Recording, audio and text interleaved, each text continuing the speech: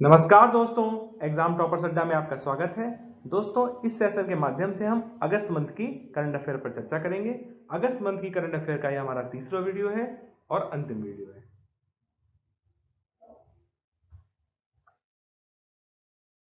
ग्रामीण आजीविका पार्क स्थापित किया गया है छत्तीसगढ़ में। इंपॉर्टेंट है, याद रखेंगे। ग्रामीण आजीविका पार्क स्थापित किया गया है छत्तीसगढ़ में। महिला पुलिस का 10वां राष्ट्रीय सम्मेलन आयोजित किया गया है शिमला में।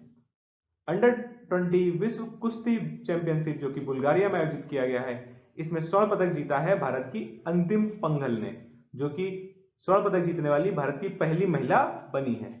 इंपॉर्टेंट हो जाता है, पहली महिला बनी है अंतिम पंघल, जिन्होंने स्वर्ण पदक जीता है अंडर 20 विश्व कुश्ती चैंपियनशिप में। भारत के राष्ट्रपति का नया सचिव राजेश वर्मा को नियुक्त किया गया है। द्रौपदी मुर्मू जो कि भारत के राष्ट्रपति हैं, इनका जो नया सचिव नियुक्त किया गया है वह राजेश वर्मा को नियुक्त किया गया है। चंडीगढ़ अंतर्राष्ट्रीय एयरपोर्ट का नाम किसके नाम पर रखा जाएगा? तो वह है शहीद भगत सिंह जी के नाम पर। शहीद भगत सिंह जी के नाम पर चंडीगढ़ अंतर्राष्ट्रीय एयरपोर्ट का नाम रखा जाएगा। भारत की पहली हाइड्रोजन ईंधन सेल से चलने वाली बस का शुभारंभ किया गया है। कहां पर? पुणे में। तो हाइड्रोजन ईंधन सेल से चलने वाली बस का शुभारंभ पुणे में किया गया है। सिल्क मार्क एक्सपो 2022 का आयोजन नई दिल्ली में किया गया है। उल्ची फ्रीडम शील्ड सैन्य अभ्यास अमेरिका और दक्षिण कोरिया के मध्य होता है। आगे चलेंगे। 11वीं राष्ट्रीय बीज कांग्रेस का आयोजन ग्वालियर में किया गया है। कहां किया गया है राष्ट्रीय बीज कांग्रेस का आयोजन? तो यह ग्वालियर में किया गया। इंपॉर्टेंट है।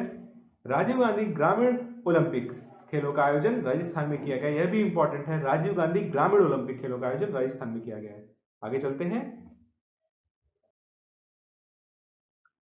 खगोल विज्ञान और खगोल भौतिकी पर 15वें अंतर्राष्ट्रीय ओलंपियाड में भारत ने स्थान प्राप्त किया है तीसरा।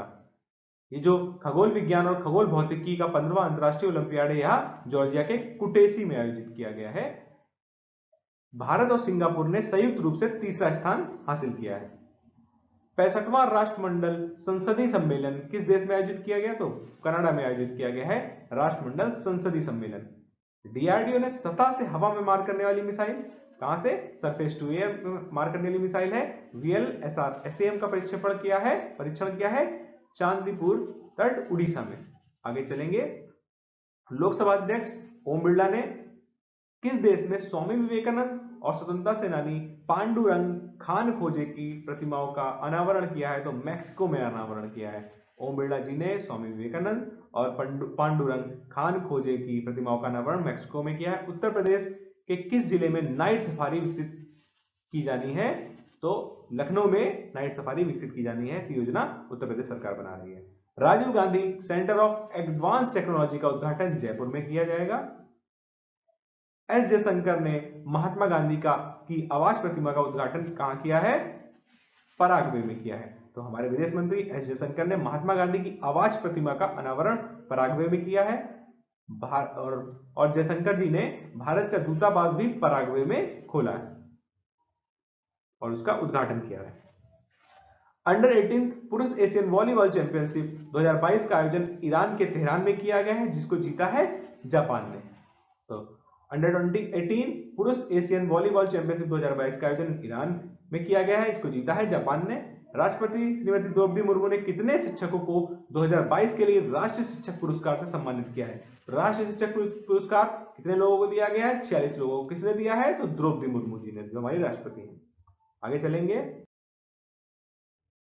भारत के साथ अपने राजनयिक संबंधों की 75वीं वर्षगांठ के उपलक्ष्य में एक डाक टिकट जारी किया है मिस्र ने।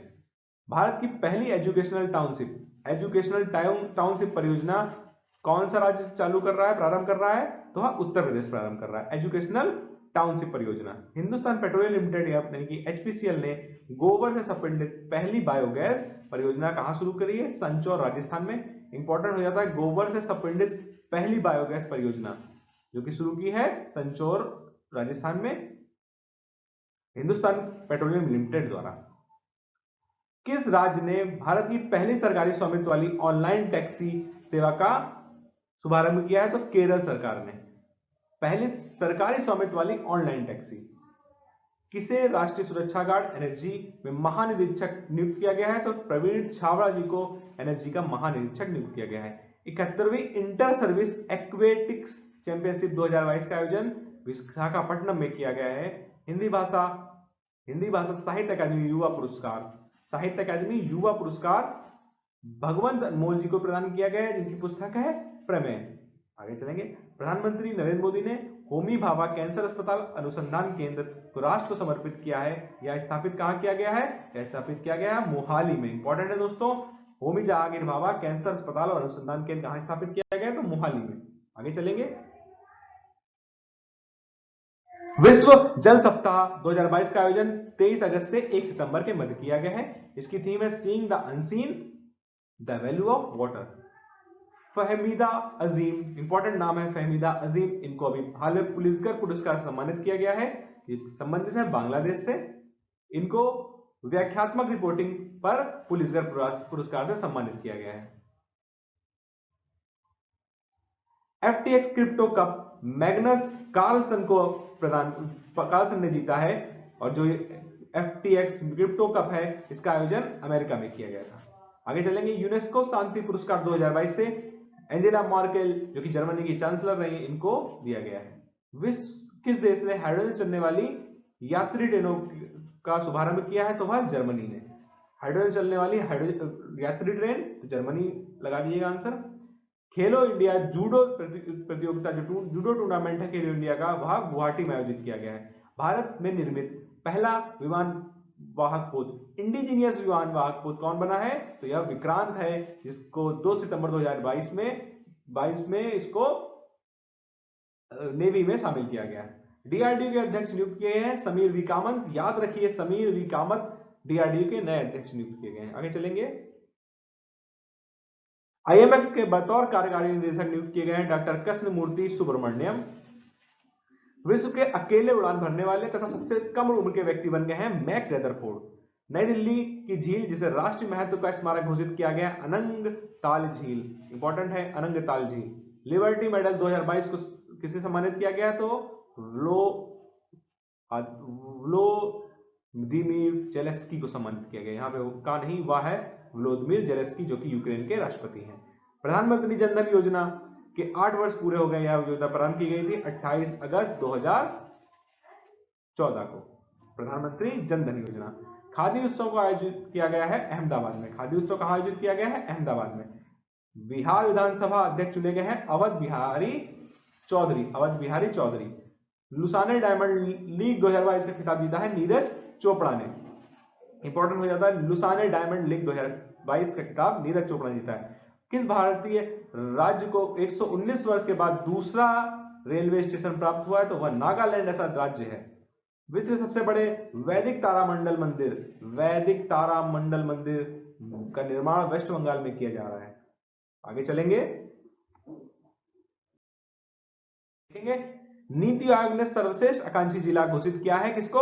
हरिद्वार को। उत्तराखंड के हरिद्वार को नीति आयोग ने सर्वश्रेष्ठ आकांक्षी जिला घोषित किया है। हरिद्वार को बेसिक इंफ्रास्ट्रक्चर थीम पर पहला स्थान प्राप्त हुआ है।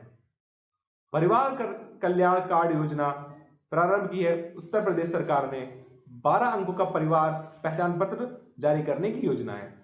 प्रधानमंत्री नरेंद्र मोदी ने कहां पर भारत का पहला भूकंप स्मृति वन का उद्घाटन किया है? कच्छ में। 2001 में कच्छ में भूकंप आया था, उसी के उपलक्ष्य में, उसी के याद में स्मृति वन की स्थापना की गई। भूकंप स्मृति वन याद रखेंगे। राष्ट्रीय खेल दिवस जो कि 29 अगस्त को मनाया जाता है, यह मेजर ध्यानचंद के जन्मोत्सव के रूप में मनाया जाता है। मेजर ध्यानचंद जी का जन्म 29 अगस्त 1905 को हुआ था। 1905 से कई सारी घटनाएं हैं, लॉर्ड कर्जन, बंगाल विभाजन आदि। प्रधानमंत्री नरेंद्र मोदी ने गुजरात में 300 मीटर लंबे अटल ब्रिज का उद्घाटन किया। कहां पे उद्घाटन किया था प्रधानमंत्री नरेंद्र मोदी ने? तो गुजरात में, याद रखेंगे। भारत के पहले टॉय क्लस्टर का शिलान्यास कहां किया गया है? तो इंदौर में भारत के पहले टॉय क्लस्टर का शिलान्यास किया गया है। भारत का पहला 3D मुद्रित डाकघर बेंगलुरु में स्थापित किया गया है। इंपॉर्टेंट है 3D मुद्रित डाकघर। विश्व के सबसे कम प्रजनन दर वाला देश है दक्षिण कोरिया। मिस दिवा यूनिवर्स खिताब जीता है दिविता रॉय ने। अंतरिक्ष में जाने वाली पहली अमेरिका मूल निवासी महिला है निकोल मान। नमस्कार दोस्तों, हमारे चैनल को सब्सक्राइब करें, शेयर करें और अपने फीडबैक हमारे कमेंट बॉक्स में दें।